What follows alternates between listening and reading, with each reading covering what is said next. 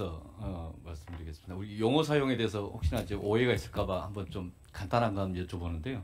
다 아시는 내용입니다. 광주 민주화 운동과 광주 사태가 어떻게 다른지 아십니까? 네, 다릅니다. 다릅니다, 이게. 네. 이제 우리 내부에서 여기서 토론하면서 용어 조심해야 될 것 같아서 그렇고요.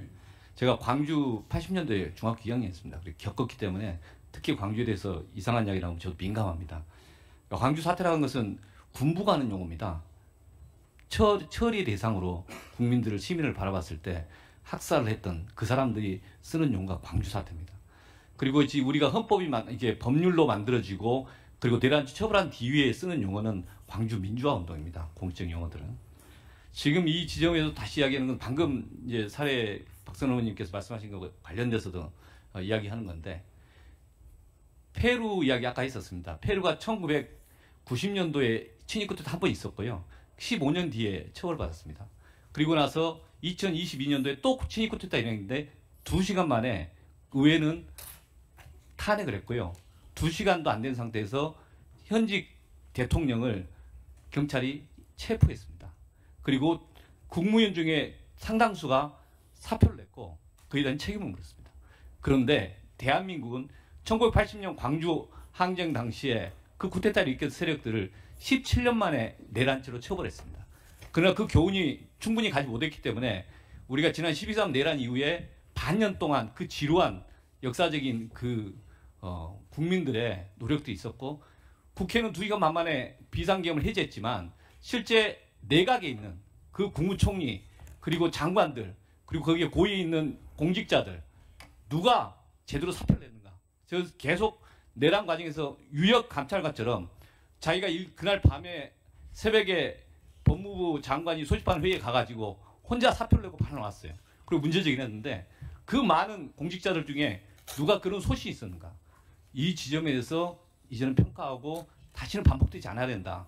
그래서 계속 이야기 드립니다. 이 점에 대해서 새로운 정부가 분명한 원칙을 가지고 정리할 수 있는가에 대해서는 고민하셔야 된다. 또 하나 더 말씀드리겠습니다.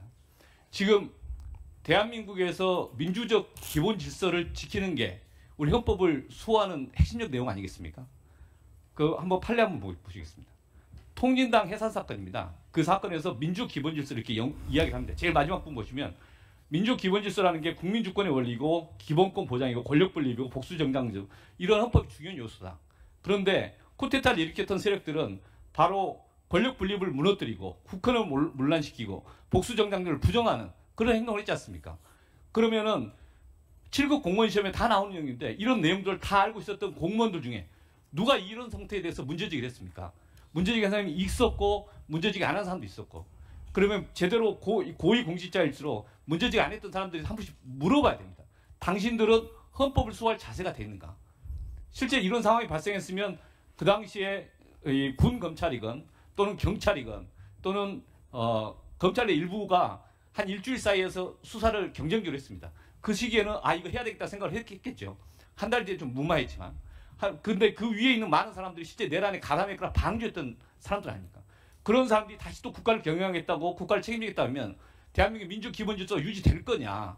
그래서 물어봅니다. 전에도 많이 나왔던 이야기지만 내란과 민주공화국상의 중립이 있습니까? 후보자님? 없습니다. 없습니다. 네. 저는 이거 되게 심각하게 계속 말씀드리지만 민주주의를 부정하는 세력이 내란을 일으킨 거고 그럼 민주주의를 회복하는 것은 좌냐 우냐 문제가 아니다. 진보냐 보수의 문제가 아니다. 그러면 내란을 진압하는 것과 즉 헌정을 수호하는 것과 헌정질서를 파괴하는 세력 사이에서의 헌정질서를 수호하는 게 있는 것인데 그 상황 속에서 지금 현재 황당한 일이 하나 벌어져서 그 사례 때문에 말씀드립니다. 권익위인데 권익위에서 상임위원인가요? 한삼석 상임위원 이 양반에서 권익위에서 징계를 한답니다. 징계 이유가 이거예요. 위헌 위법한 비상계엄의 부당성을 지정했다는 이유로 그 상임위원회에서 중징계 절차를 한다는 겁니다. 지금 현재 과거에 이런 중징계를 하는 사람들 입장에서 봤을 때는 내란과 그 다음 헌법을 수호하는 사이에서 중립 지키라 이거 아닙니까? 나라가 망하든지 말든지 헌정 질서가 무너지든지 말든지 중립을 지켜야지. 우리가 이게 법에서 나오는 정치적 중립이 그런 의미입니까? 저는 그건 아닌 것 같습니다. 우리 사회에서 헌정 질서를 지키는 데는 여야 상관없이 또는 그 진보냐 보수냐 상관없이 좌냐 우냐 상관없이 헌법 정신을 지키고 그리고 헌정 질서가 보존된 상태에서 정치적 경쟁도 하고 여야 간의 논쟁도 하는 건데 헌정 질서가 무너진 것을 눈에 보면서 수사해라 말도 못하고 오히려 방관하고 수수 방관 방조했던 그런 공직자들이 오히려 이것에서 문제제기했던 공무원에 대해서 정적 중립 위반으로 징계하라. 현재 지금 이 정부에서 벌어지고 있는 일입니다. 이런 건 분명히 바로잡아야 되지 않겠습니까? 어떻게 보십니까? 아까 주신 말씀 포함해서 간단히 몇 가지 말씀드려도 될까요? 아니면 질문이 더 있으시면 질문 주시고. 이 이야기 좀 해주십시오. 예. 역사는 어떤 의미에서는 올바른 이름을 정리하는 과정이라고 생각을 합니다. 12.12를 사태라고 부르던 때가 있었지만 12.12는 군사 쿠데타였고 광주를 사태라고 부르는 사람들이 아직도 있지만 광주는 민주화 운동으로 헌법적으로 또 국민적으로 정리가 되었고 3.1운동과 3.1혁명을 아마도 그 당시에 일제라든가 탄압자들 또는 친일파들은 3.1 소요라고 불렀을 것이라고 봅니다. 이런 의미에서 보면 지금 동일한 의미에서 우리는 올바른 이름을 정리하는 과정에 있는 것이고 아마도 그런 것을 잘못하는 과정과 세력 중에 하나로 아까 말씀 주신 리박스쿨 같은 문제도 나온 것이 아닌가 봅니다.